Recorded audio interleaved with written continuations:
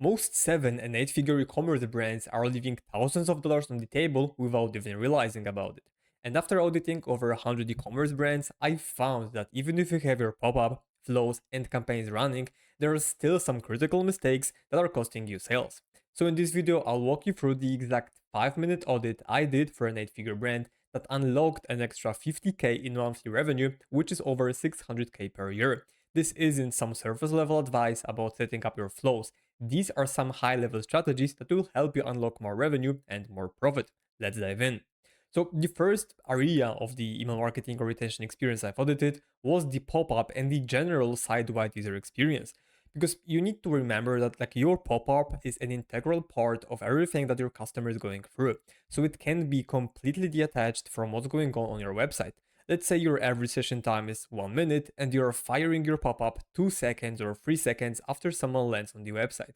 Yes, some people might opt in and leave the email address, but chances are they're just gonna bounce off the website because they kinda got interrupted right when they started going through the whole experience.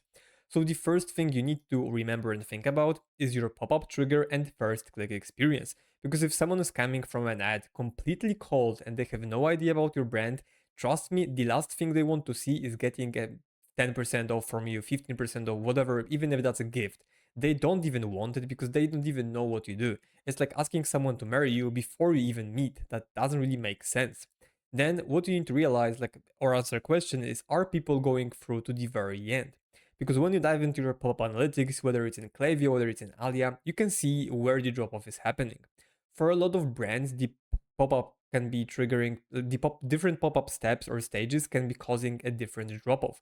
For example, if your SMS is mandatory and people don't want to enter the phone number, then probably they won't go through. They're just gonna close the pop-up and that's it. They ended the entire experience and they're probably pretty mad because they didn't get the discount they promised. Or even if you send it through the welcome flow, they don't even know about it because they couldn't see the thank you page of the pop-up.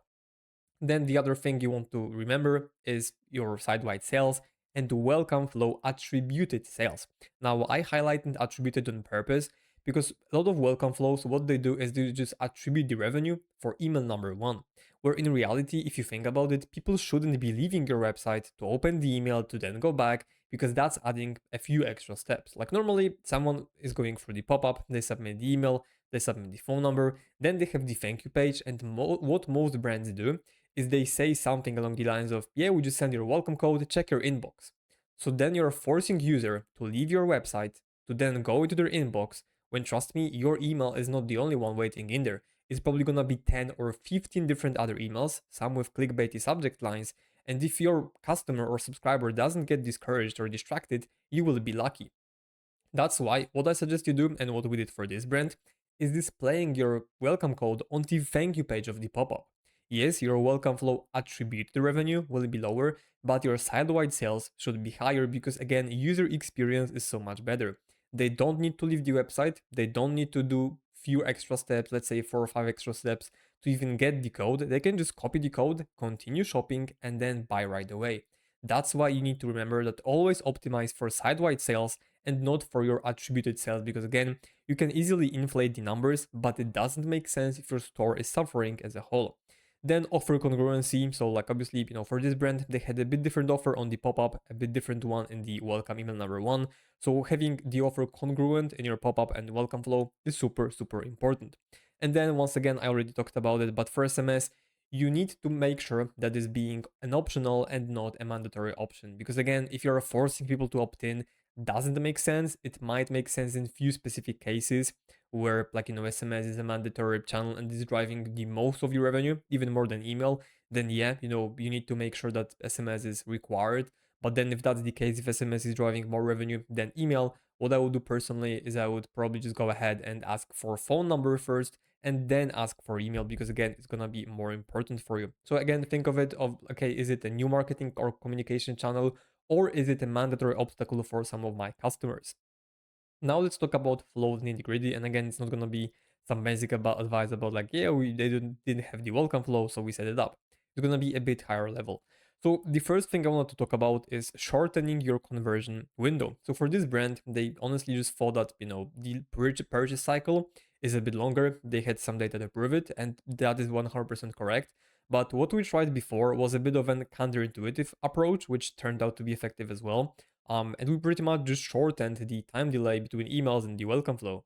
Right, normally they would go for like 2 days, maybe 3 days, but we did 12 hours between each email, which is pretty aggressive, but it worked. And sometimes it does work because you need to remember that whenever someone signs up, they are the most likely to purchase in the moment of the sign up. After the first 24 hours, the intent is smaller. After the next 2 days, the intent is even lower. And after 7 days, they're pretty much gone. Like if you don't convert them within those 7 days, chances of doing that are quite low. It's not like it's impossible, but they're quite low. Then avoiding flows overlap. This one is a big mistake I see a ton of brands making, where someone's going to get the welcome flow, site abandonment, browse abandonment, and then abandon checkout all at once. And if your customer gets 4 different emails from 4 different flows at the same time, or like within a span of 5 minutes, each with different messaging, different offers, and in general, like different copy, they will be super confused. They won't know what's going on. So ultimately, someone's confused. They'll be like, whatever, I'm not gonna do it right now. I'm gonna finish it later, which again costs your revenue. Then time delays more matter than you think. What you want to do is you want to use users' activity as a baseline for any delays. I see so many brands doing time delay until 12 p.m. or until 6 p.m. recipient's time zone, which doesn't make sense. It is good for campaigns to have like one, best send time, but for flows, you can do all of them based on the activity. If someone was abandoning the checkout at 9 a.m., it doesn't make sense to send them abandon checkout email at 6 p.m. or 12 p.m. First of all, that's too long, but then secondly, we don't know they're gonna be active at 6 p.m. or 12 p.m. Maybe they were active at 9 p.m., 9 a.m., sorry, because they were not at work. Maybe later on they're gonna be at work, not available to check out. So again, it doesn't make sense. For your flows, always, I repeat, always use users' activity as the baseline because again, it just creates a better customer experience. Then what you want to do is also have your core SMS flows and then coordinate them with email flows. Make sure there is no overlap. Make sure you make decision of, okay, which one do I send first? Do I send email? Do I send SMS? SMS is more direct but more expensive. Email is cheaper, but email can get lost in the inbox. SMS can get to, but yeah, just make a decision which one you want to be your primary channel for, let's say, welcome flow, and then we covering those abandoned sales or checkouts, cards, browses, whatever. Then offers, discounts, and profit. This one's a big one, even though it may not seem like it is. It's very important because, for example, if you are running 10% off offer for your abandoned checkout emails or abandoned card or whatever, and your AOV is $700, then you're giving away $70 in a discount, which is quite a lot.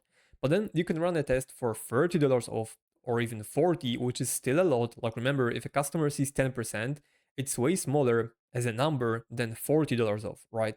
And if that wins, like if this version wins, you're making $30 to $40 based on which offer you went for, in pure more profit on every single order. And again, once that adds up, it's gonna be a huge difference in not maybe revenue, but in profit. So again, you want to make sure that you test both.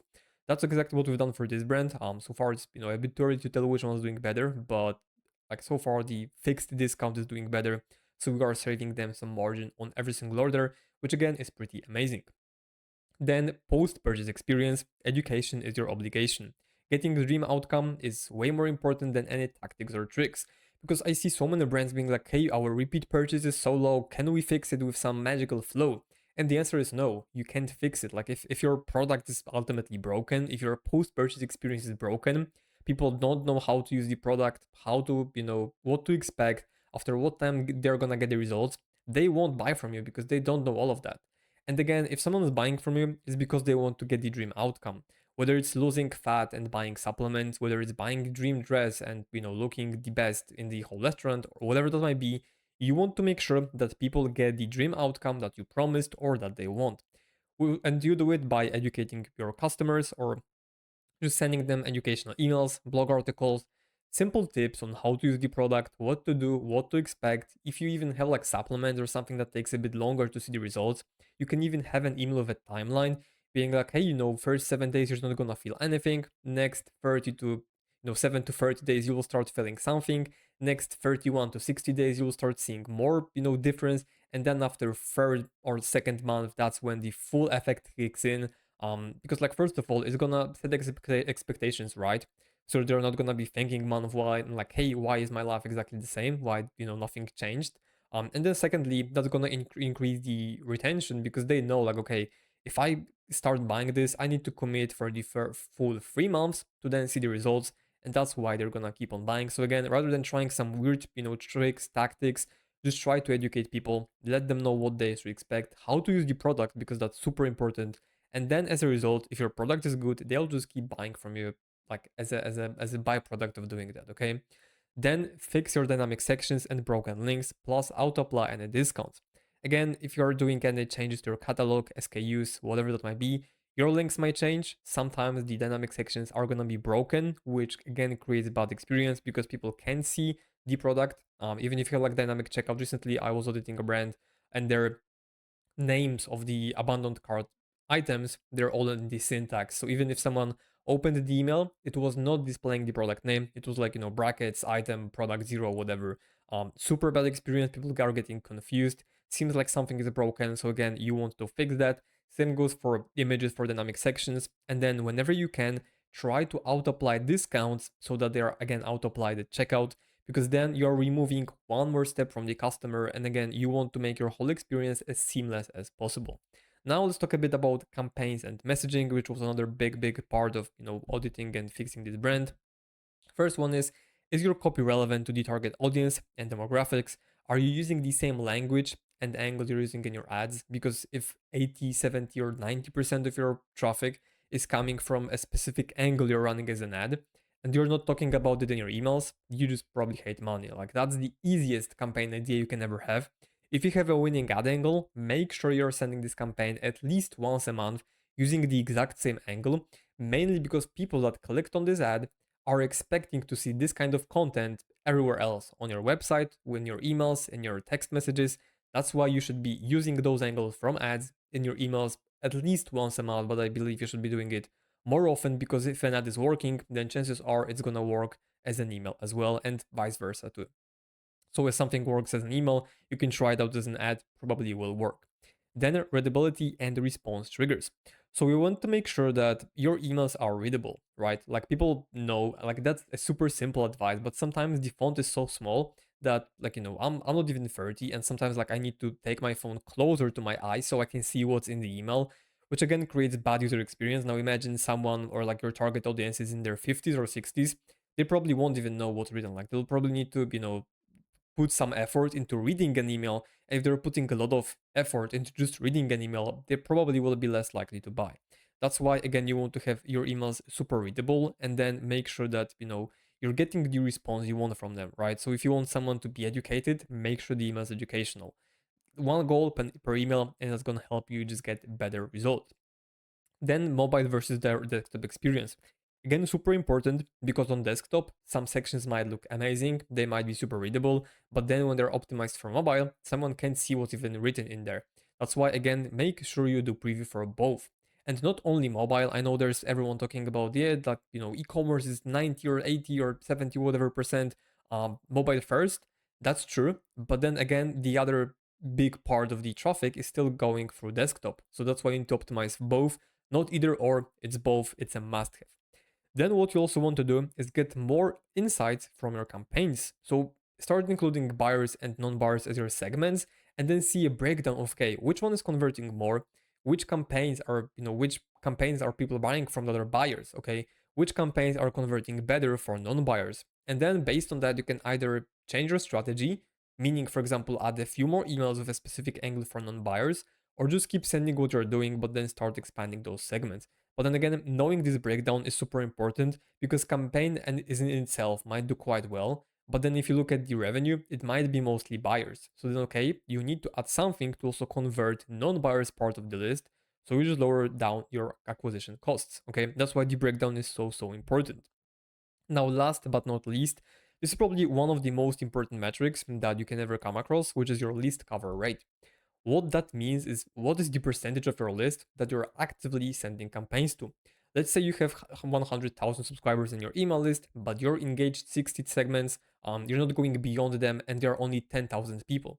Then your list cover rate would be 10%, meaning that 90% of your list is just sitting in there doing nothing, and you're paying for all these profiles.